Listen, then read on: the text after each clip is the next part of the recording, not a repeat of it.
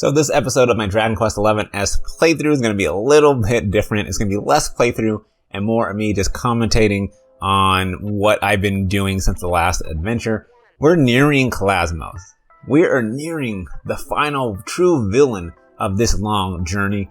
And so I decided it was time to do a little bit of prep work. So we finished the 3 trials as of the last adventure, the last episode. But I knew that there was still more stuff inside those trials that I needed to find. More treasure chests, more recipes, things that would help me be better prepped for the final villain.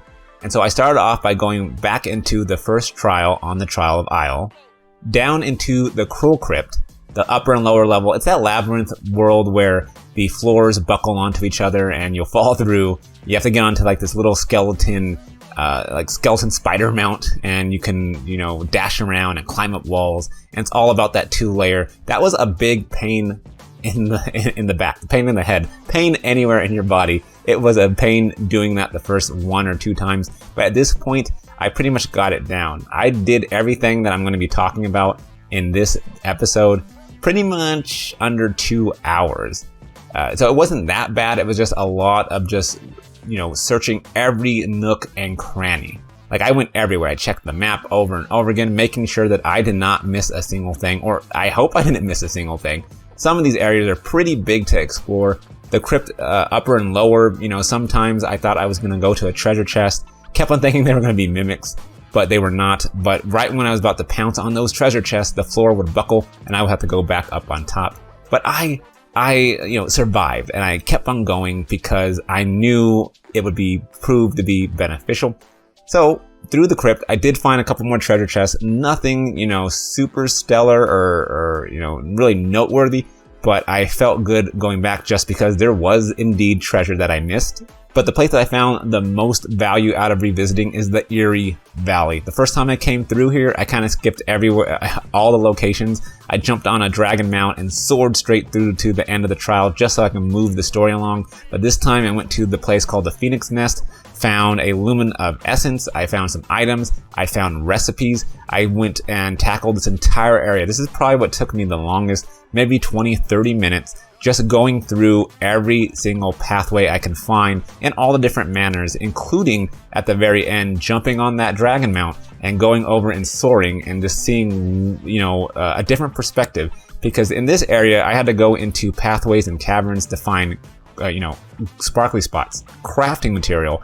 And then at the same time, I had to take a bird's or dragon's eye view of the entire place in order to find ledges that had, say, treasure chests. So I did find treasure chests on cliffs, in caverns, everywhere. So I really would recommend going and doing your due diligence and really looking at these areas.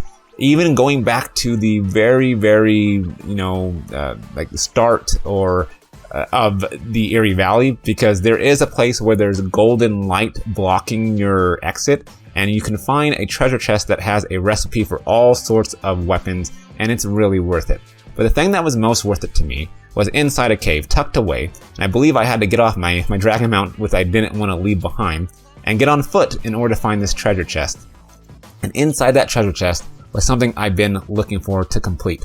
Now, there are armor sets, and one of the armor sets is Drustin's armor set. Drustin is the ghost that is setting us on these trials. He is one of the heroes of legend, and Hendrik is pretty much the heir apparent, and he can wear Drustin's armor set. I already had Drustin's armor, shield, but I needed the helm. So going back through the Eyrie Valley, finding that helm in that treasure chest, it made my day. This entire redoing this trial was worth it just for that. And then equipping it onto Henrik, since I already had the armor and shield, allowed me to make the complete set, the outfit, I should say, and equip Hendrik in Drustin's outfit. So it looks pretty cool. It's pretty snazzy. I like it. I dig it. And I'm glad that I went back to find it.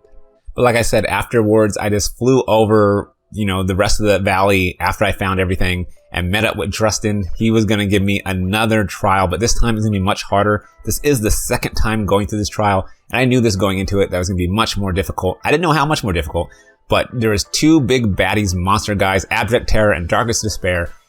Sadly, I kind of just zipped past the little statue in which you can heal and save. and I wasn't completely healed, you know, a little bit down health on Serena, I think, a little bit of MP down on Wally the hero, but other than that, I was pretty good to go. My problem was I knew I had 50 turns, but right when the battle started, that went out my head. It was totally just survive, because I wanted to prep and win this battle the best I can, so I was doing all my prep work, using Divide with Eric in order to make sure he can do more damage, you know, doing different things with my characters in order to make sure I survive, and the moment they started attacking, they were hitting hard. So it was basically just became survive. Wally survive, that's all I was thinking, and then by maybe turn 20, 30, I started realizing, oh yeah, there was a 50 turn limit. What am I doing? I have to beat this. So, you know, that kind of kicked in, and I was hoping I was going to get under the limit. I started doing Unbridled Blade with the hero. I started doing the fruitful on Eric from Veronica in order to get him stronger, and then doing Divide, and then his attacks. I equipped him with daggers that would cause ailments, like poison, and hoping to use his other abilities to really capitalize on his boosted strength, and using fruitful and Divide combo to really skyrocket his attack. But, you know, the first time battling these, and yeah, I battled them multiple times, I ended up winning. I survived. You know, a lot of my team died. I was able to hang in there, though. You know, Serena on the hills, sometimes Wally on the hills, and so forth. But I did defeat them, but sadly in 61 turns. So I do have work to do here. I got to learn how to, you know, take advantage and be most efficient every single turn, as well as have better strategies going in here. I do want to complete these trials at least 2 more times because, like I mentioned, Drustin has 5 wishes. I already took 3 of them, and I have 2 left. So I want to complete all 5 in order to just complete the trials 100%. Will I do it before I beat Calasmos? I have no idea. I may just end up doing it afterwards or just in my spare time for fun. But I think, you know, this was cool just to see how strong they really are, how strong these enemies, Abject Terror, Darkest Despair, were. So after losing to them, I decided to go and fight them one more time, and hopefully the second time would be the time I beat them, but it was not. I got beat even worse the second time, which allowed me to think, like, maybe I need to work on my skills. So I decided to go and travel the world afterwards. I started by heading back to the academy where you can trade in your mini medals. I haven't visited this place in a while, so I thought quite a few, but really I only had 8 mini medals. But it was enough to get me 2 new items, like a staff and an outfit the outfit I quickly put on to Veronica. And then from there, I went on to Nautica, revisiting Queen Marina underneath the sea. And she was feeling under the weather because there's this big baddie that has taken the Pearl of Wisdom's light away from her. Sphere, I think the villain's name was, but he was off the northeast coast on an island of Zardrust, or northeast of Zardrust on an island that I went, okay, I think I see it on the map. I'm going to visit there. The moment I docked, I didn't think that was the right location. But I don't see any enemy or any, you know, marker, but I do see something that was locked. This little area that was locked off. But now that we have the ultimate key that we had for a while, I was able to go ahead and unlock it and get recipes for 2 things, rings, but most importantly, skull rings. And skull rings allow you to defend against dark attack, magic, as well as instant death. So that was well worth it. And then I hopped back in my boat and found an island that wasn't on the map. So if you're looking for this yourself, just go ahead and go pretty much northeast of that island where you use the ultimate key, and you will find the destination where Sphere is, and then you can wallop him like I did. He wasn't that hard, even though he looked like his cousins from the trial that we just fought that were a lot harder than him. He was a lot weaker, and I still did my due diligence. I buffed up, I did all that I could, and then just beat the snot out of him before returning back to Nautica, finishing that quest line with her, helping her out, and getting a sea conch from her, which I don't know what it does, but hopefully it does something awesome.